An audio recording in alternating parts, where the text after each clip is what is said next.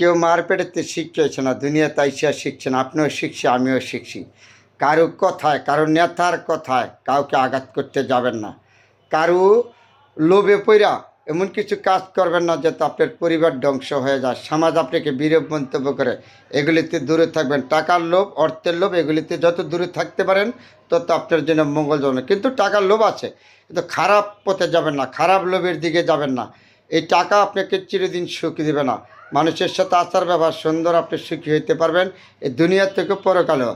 কিন্তু লোভের সাথে কখনো যাইবেন না। লোভের থেকে যত দূরে থাকতে পারেন আপনার জীবন সুন্দর হবে, আপনার ভবিষ্যৎ সুন্দর হবে, আপনার পরকালে জবাবদিহিত করতে হবে না।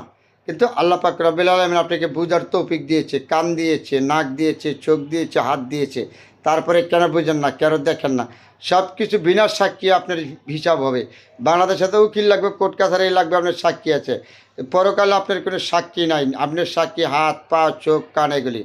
তাহলে সত্যকে সত্য বলবেন, মিথ্যাকে মিথ্যা বলবেন। আপনার জীবন দুনিয়াতে কষ্ট হলে পরকালে আপনার সুখী, আপনি একজন মানুষ। এই সমস্ত চিন্তা করে আমাদের এগিয়ে যাইতে হবে প্রতিটা মানুষ মমিন মুসলমান হিসাবে।